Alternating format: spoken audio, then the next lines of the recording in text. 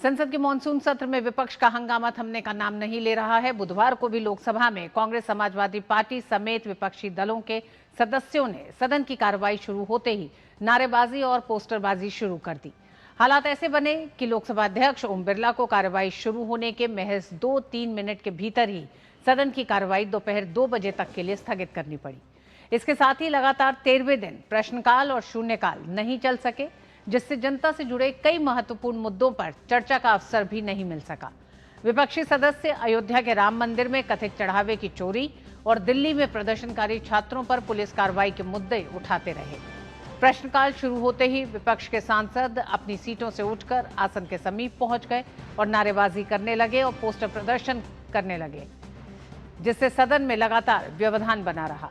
इससे पहले लोकसभा अध्यक्ष ओम बिरला ने विपक्ष से बार बार संयम बरतने की अपील करते हुए कहा कि प्रश्नकाल लोकतंत्र की सबसे महत्वपूर्ण संसदीय प्रक्रिया है, जिसमें सांसद अपने क्षेत्रों और देश हित से जुड़े मुद्दों पर सरकार से जवाब मांगते हैं।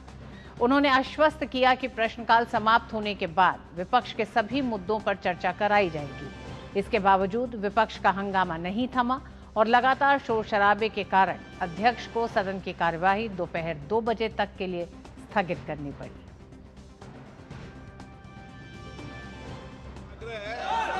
प्रश्नकाल चलाने में सहयोग करें। प्रश्नकाल के बाद जो भी मुद्दे हैं, विषय, उस पर मैं आपसे चर्चा करूंगा। कई माननीय सदस्य मुझे सदन में आकर मिले हैं कि हमारे महत्वपूर्ण प्रश्न लगे हैं, हमें प्रश्न पूछने दिया जाए, और आप नियोजित तरीके से पोस्टरबाजी करके प्रदर्शन कर सदन की गरिमा को घटाना चाहते हैं। सदन की कार्रवाई आज 2 बजे तक के लिए स्थगित की जाती है। और आपको बता दें कि लोकसभा की आज की कार्यसूची में 2 अहम विधेयक सूचीबद्ध हैं। लोकसभा में आज वित्त संबंधी 2 विधेयक, बैंककार बही साक्ष्य विधेयक 2026 और कराधान और अन्य विधियां संशोधन विधेयक 2026 पर सदन में चर्चा होगी। बैंककार बही साक्ष्य विधेयक 135 वर्ष पुराने कानून की जगह लेगा। इस विधेयक के माध्यम से डिजिटल रिकॉर्ड को कानूनी आधार मिलेगा। इसका उद्देश्य कानूनी प्रक्रिया को आधुनिक बनाना है। साथ ही इससे अदालतों में बैंक रिकॉर्ड की प्रक्रिया सरल होगी और बैंकिंग व्यवस्था में पारदर्शिता बढ़ेगी। वहीं कराधान और अन्य विधियां संशोधन विधेयक का उद्देश्य भारत को ग्लोबल कैपिटल मैन्युफैक्चरिंग और बिजनेस के लिए ज्यादा आकर्षक और भरोसेमंद जगह बनाना है। साथ ही विधेयक के जरिए टैक्स और साथ ही कई नियम और प्रक्रियाओं को आसान बनाया जाएगा, ताकि विदेशी निवेश को बढ़ावा मिले। तो दोनों ही विधेयक बेहद अहम हैं। उधर संसद के मानसून सत्र में बुधवार को भी राज्यसभा में भी हंगामा जारी रहा है। राम मंदिर के चढ़ावे की कथित चोरी और नीट प्रश्न पत्र लीक मामले को लेकर प्रदर्शन करने वाले छात्रों पर पुलिस कार्रवाई के मुद्दे पर विपक्ष ने जोरदार हंगामा किया। नारेबाजी और विरोध के कारण उच्च सदन की कार्यवाही बार बार बाधित हुई और पहले दोपहर 12 बजे और बाद में दोपहर 2 बजे के लिए स्थगित करनी पड़ी। सदन की कार्रवाई शुरू होते ही विपक्षी सदस्य अपने स्थानों से उठकर आसन के समीप पहुंच गए और नारेबाजी शुरू कर दी। लगातार शोर शराबे के बीच कार्यवाही आगे नहीं बढ़ सकी। सभापति सीपी राधाकृष्णन ने कई बार सदस्यों से अपने स्थानों पर लौटने और नियमों के तहत अपनी बात रखने की अपील की। उन्होंने कहा कि सदन की कार्रवाई सुचारू रूप से चलने देना सभी सदस्यों की जिम्मेदारी है, लेकिन उनकी अपील का विपक्ष पर कोई असर नहीं पड़ा।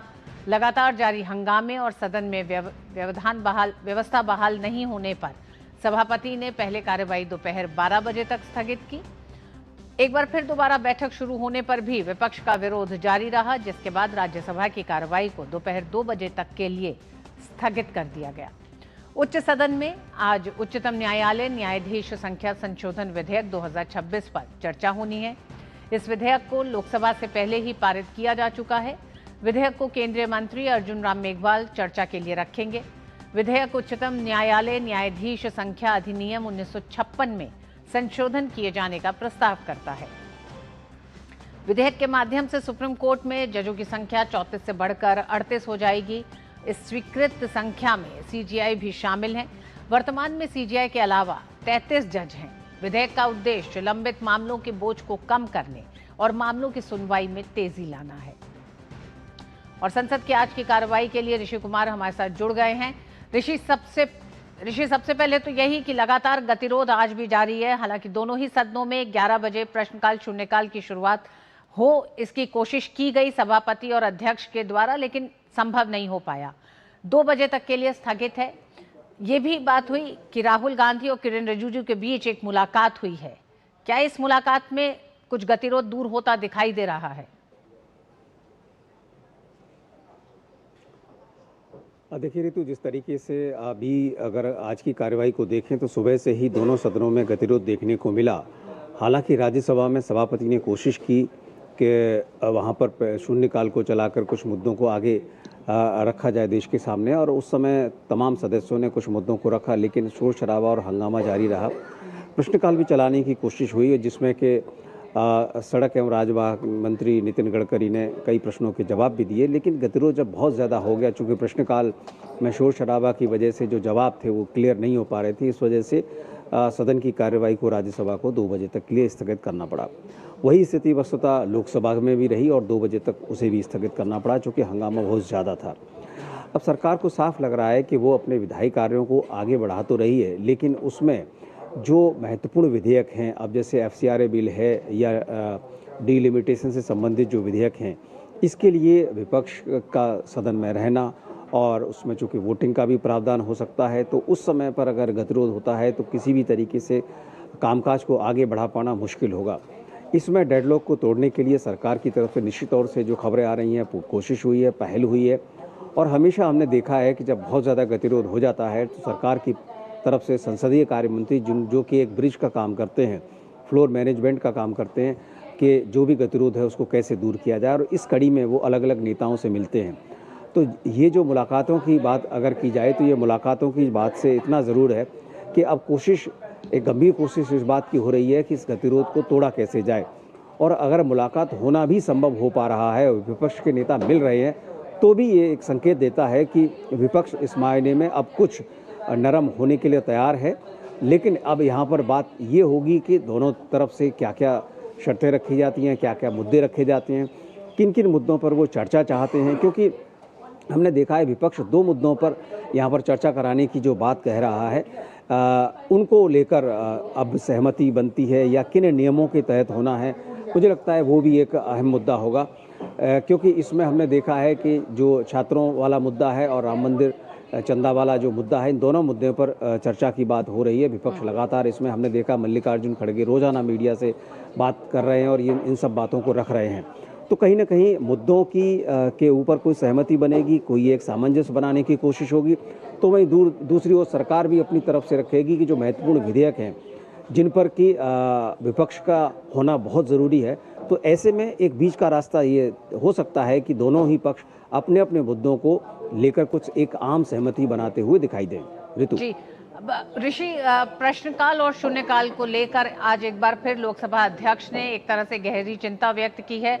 उधर राज्यसभा सभापति का भी लगातार ये कहना है, जिस तरह से मुलाकात हुई है, आपने कहा कि हो सकता है आने वाले समय में इस गतिरोध को दूर करने की बात हो, लेकिन ये सत्ता पक्ष विपक्ष इन मसलों पर बात कर सकता है। उसकी भेंट अगर प्रश्नकाल और शून्यकाल, आज 13वां दिन है, नहीं हुआ है, जनता के तमाम ऐसे मुद्दे हैं, और मौजूदा स्थिति अगर हम देश की बात करें तो मानसून की हालत में कई ऐसे राज्य हैं जो इस समय बाढ़ की चपेट में हैं, तो कई ऐसी समस्याएं हैं जिन्हें सदन में रखना चाहिए, संबंधित मंत्रियों से जवाब लेना चाहिए, सरकार क्या सोच रही है उस पर यह बात होनी चाहिए। क्या आपको लगता है कि बड़ा ही असंवेदनशीलता दिख रही है सांसदों की तरफ से तमाम जनता के लिए?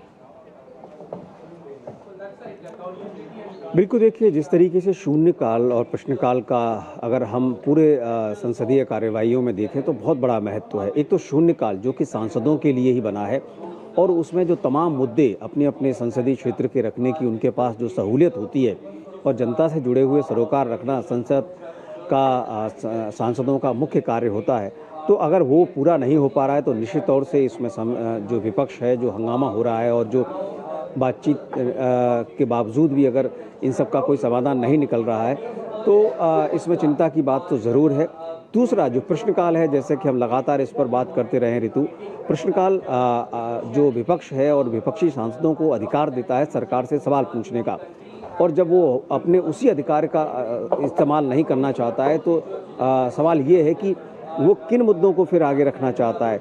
सरकार लगातार इन सब मुद्दों पर कहती रही है कि चर्चा करने के लिए भी वो तैयार है, अब ये जो आज की जो डेवलपमेंट है, ये मुझे लगता है कि आगे का कुछ न कुछ रास्ता ज़रूर तय करेगी, क्योंकि अब अगर इसी सप्ताह को देखें तो अब 2 ही दिन और बचे हैं और उसके बाद अगर हम देखें तो 13 तारीख तक का ये सत्र है, तो अगले सप्ताह भी सिर्फ 3 से 4 दिन का दिन है, वक्त है। तो ऐसे में अब अगर कोई समाधान नहीं निकला तो पूरा का पूरा जो सत्र है वो हंगामे की भेंट चढ़ता हुआ दिखाई दे रहा है। सरकार अगर कुछ विधेयकों पारित करा भी लेती है तो उससे जो संसद की जो गरिमा है, संसद का जो मूल काम है, वो कहाँ पूरा होता हुआ दिखाई देता है। सरकार की पुरजोर कोशिश है कि चर्चा के माध्यम से विधेयक पारित हो, और जो शून्यकाल है, निश्चित तौर से शून्यकाल में मुद्दों को उठाना सांसदों का हक है और उनकी जिम्मेदारी भी है, और इस जिम्मेदारी को दोनों ही पक्षों को देखना होगा, खासतौर से विपक्ष को, चूंकि हंगामा बहुत ज्यादा उन्हीं की तरफ से हो रहा है।